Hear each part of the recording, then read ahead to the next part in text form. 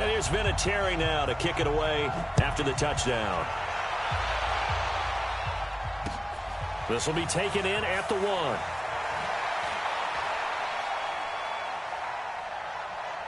And he's got Rome.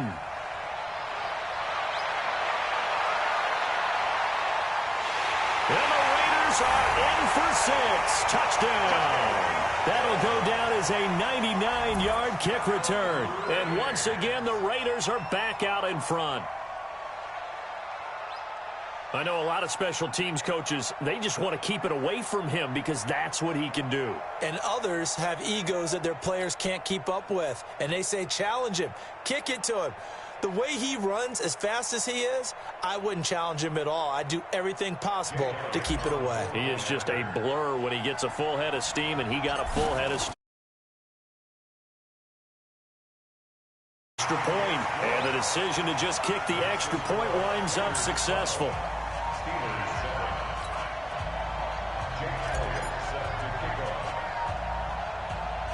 So now the other return teams out there as they'll try to duplicate what they just saw. This will be taken short. And he'll take it past the 25 and up to the 28-yard line.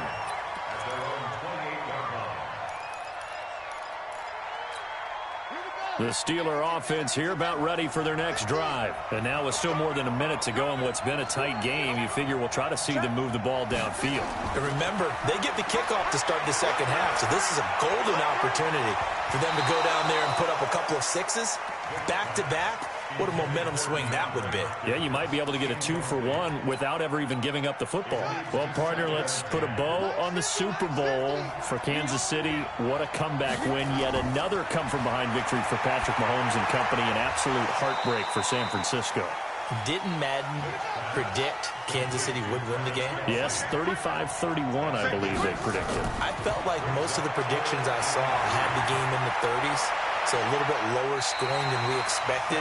But a lot of fireworks down the stretch, all by Kansas City. But how about San Francisco? Had the lead in the ball, under 12 minutes to go, and held Kansas City to 10 points through 3 quarters. And somehow they're winging their way back to San Francisco, trying to understand how they lost that game. Yeah, not only did Kansas City win it, but they end up winning it by 11 points. They didn't see that coming at all.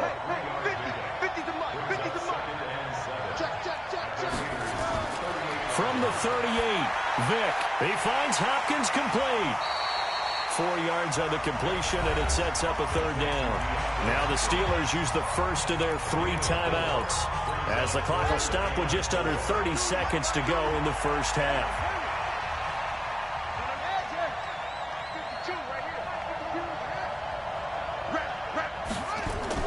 On third down, Vick out of the gun.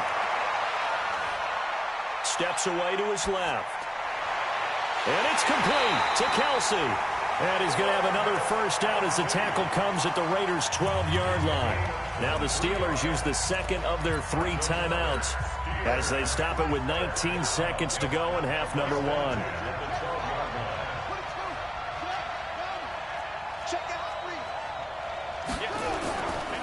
On first down, they'll run with Chubb. And he's going to work this one down to about the 5. The Raiders going to use one of their timeouts as they'll stop it with 13 seconds to play in half number 1.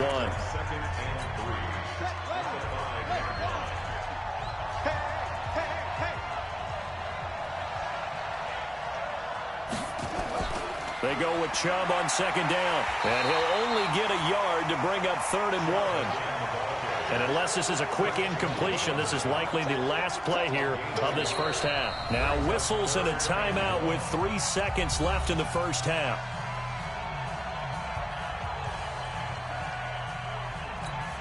So 3 seconds here remain in the half. On is the field goal unit to see about getting 3 points. From the left hash, a chip shot here. And Vinatieri's kick is good. So 2 quarters down, 2 remain. Charles and I return after the break. Welcome back. Charles and I settled into the booth, ready for quarter number 3.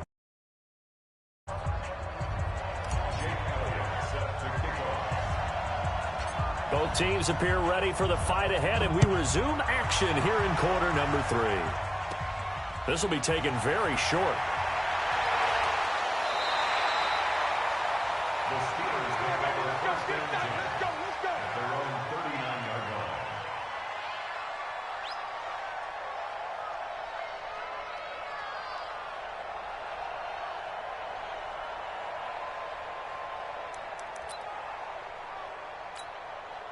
The Steeler offense here about ready for their next drive. They're down here, but very much in this game. What's the tonality of a coach's talk when a game is within striking distance like this at intermission?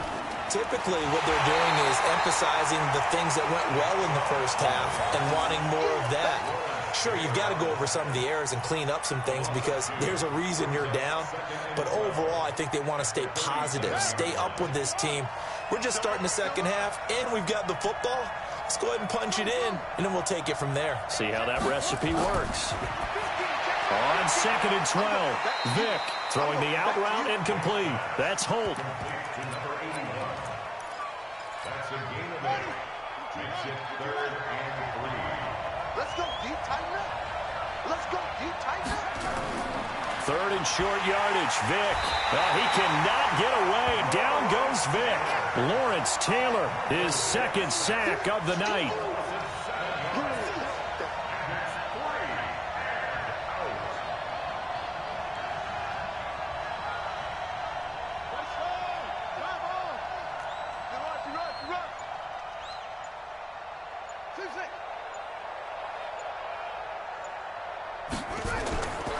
Here goes Vick on 4th down. A fight for the football, and it's intercepted.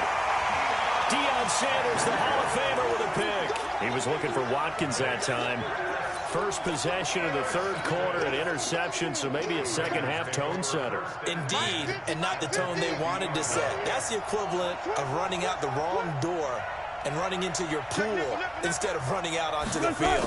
A real dud for that one. Has that happened to you before? No, but I've heard stories about teams actually doing that back in the good old days. And all the way in. Touchdown, Oakland. A big play there. 50 yards. And the Raiders able to extend that advantage.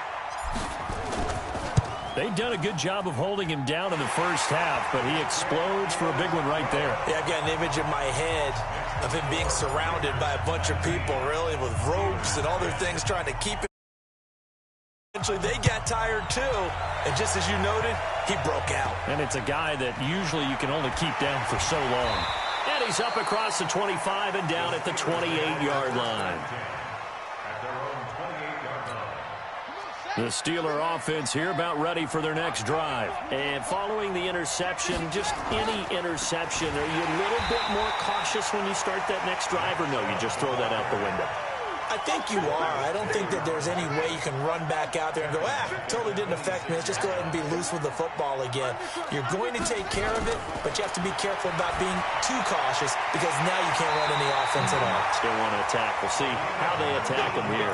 19 yards the pick up there. Move the chains. An ex-teammate used to tell me all the time, I hate experienced quarterbacks because no matter what, you really can't hide what you're doing. And I think that right there, he knew right away where the blitz was coming from, where his primary guy was going to be, and he ended up going to a secondary target for a nice game. That's caught inside the 20. And he takes it down deep into enemy territory. It's a big play there for the Steelers. 51 yards. 2 big plays in succession. Not sure this D knows what hit him, but now they got to get ready. It's 1st and goal. And caught in the end zone. Touchdown, Steelers. DeAndre Hopkins there to make the grab as they have now chopped this lead down to 3. The touchdown all set up by the big play one snap before, but they finish it off here with a shorter completion, this time for the score. I like how they stuck with what got them there, right? The big pass play. Got the momentum going, right? You create it with a play like that, and you come right back with another pass play to finalize things off. Vinatieri able to tack on the PAT, and the lead is down to 2. And here's Vinatieri now to kick it away after the touchdown. This is fielded at the chalk of the 10. And he'll take it past the 25 and up to the 28-yard line.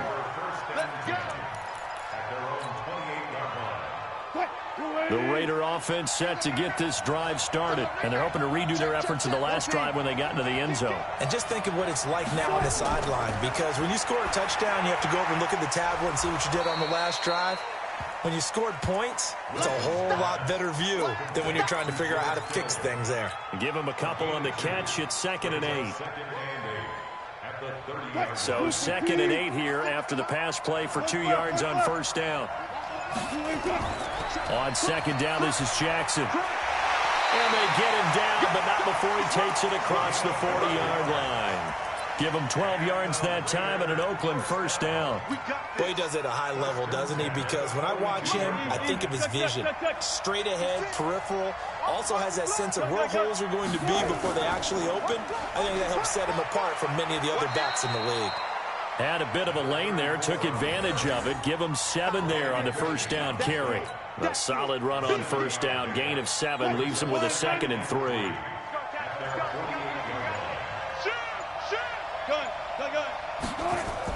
On second down, it's Jackson, and he'll be taken down at the 44-yard line. That one, a first down pickup of 8. 1 quarter remains here on a Sunday night. You are watching Madden Ultimate Team on EA Sports. Operating out of Steeler territory now. Here's 1st and 10 at the 44-yard line. Here's Wilson. Oh, he's going to let this go for the end zone. And that is caught. Touchdown, Raiders. Tyreek Hill. A touchdown on a kick return, and now one through the air. And the Raiders able to extend that advantage. Elliott good with a PAT. And the decision to just kick the extra point winds up successful. Now after the touchdown, here's Elliott on to kick it away. This will be taken short. Now a hit and a loose football. And a terrific return as he brings this one all the way back.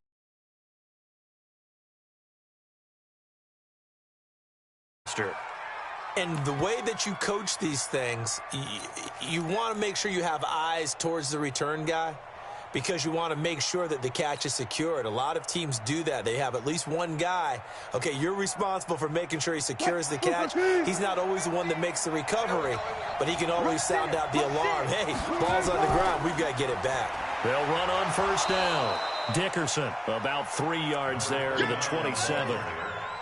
Brandon, you know how many times we've done games, and at the start of the fourth quarter is ours. Well, how about this drive? You saw the 4 fingers for 4-minute offense. And this offensive line has really hunkered down and established themselves. Well, this is where they say, put the game on our shoulders, we'll lead the way, right? No doubt about it. And let me tell you, if you're a running back, all you want to do is get behind those big fellas, have a little vision, and find some space. And a solid way to do that on the first play of the drive there. On third down, Dickerson, and he will lose yardage back to the 34-yard line. A loss of a yard, and it brings up 4th. But we just saw a great example of what we talked about with his coach prior to the game. He's definitely one of the better linebackers at reading a play and flowing to make the stop before it turns into something big.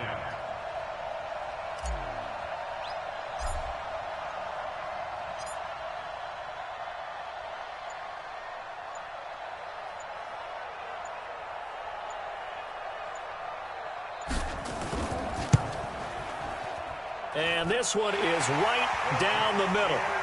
And that will give them a 12-point lead. So they settle for just the 3. But clearly right now anything helps trying to salt this one away in the 4th. Without a doubt. Obviously a touchdown probably would have been the final nail to finish this thing off.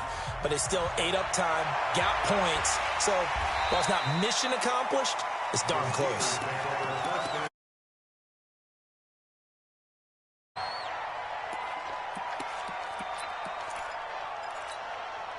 The Steeler offense here about ready for their next drive. And for them, a touchdown their last go-around. Obviously, they'll be hoping to do that again. And when you start plotting for this drive, when you start thinking to yourself, okay, what are we going to do? You don't go away from what you did before because that worked, but you have to be prepared for wrinkles and counters. Because he's got him in, complete. Now he's going to get this all the way down inside the 35. 39 yards there, a big one. 2 minutes left to play in this football game here on EA Sports. So the Steelers with the football as we get you reset. They've got a 1st and 10 as they search for a late score. Vic operating on 1st down. And he gets it to his running back, Nick Chubb. And they'll get this one to about the 20-yard line. That one good for 14 yards and a Steeler first. Vic now 13 out of 17 throwing the ball. He's got a 1st down. That's out to Chubb, complete. And they've got it inside the 10 at the 8. Back-to-back nice plays, 12 yards that time and a 1st down. Vic to the air again. Flush to his right. To the goal line, but it's incomplete. Yeah, that one sailed on him. You've got to make sure you give your receiver a chance to come down inbounds because they are very gifted. They'll make the circus catches, but they make them out of bounds. That does you no good. They'll throw again. Here's Vic. The quick slant caught. And he'll be brought down right on the edge of the goal line at about the 1-yard line. A touchdown saving tackle there. Now it's 3rd and goal.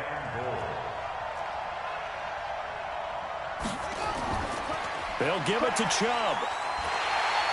Fighting for the end zone. He lost the football. It's out. And the Raiders pick it up. And a big turnover there as his guys will get the football back. Well, that drive wasn't a case of wanting to put points on the board. It was needing having to, and they didn't get it done. Yeah, didn't get it done, and now you look at the situation and the point differential, 2 scores, pretty much game, set, match. How about the takeaway, though, huh? How about those defensive guys? On 1st down, Dickerson, and he'll be corralled right around the 34. 14 yards is the pickup there at a Raider first. Well, that looked like an example of what you said back in the first half. A running back of his size can really wear down a defense. I think he's starting to do that. I think you're exactly right. And know what else he's doing? He's inspiring the rest of his team because they see this starting to happen as well. So that means they're going to be... And he'll take it into the end zone for a Raider touchdown. A great play there. His 2nd touchdown of the night. And the Raiders able to extend that advantage. Well, I've got to laugh here, and I really don't want to because the old school in me is not happy about this score this late, not necessary. But this is Madden, isn't it? Yeah. This is how it works. Rub it in. Have a day. I mean, what does it matter? These guys who are playing in this game, there are no feelings Exactly. there. They don't have to face the guy. Well, they might if they're in the same room going head-to-head. But that's the virtual guys on the screen don't have to face each other after this one. In that case, run it up.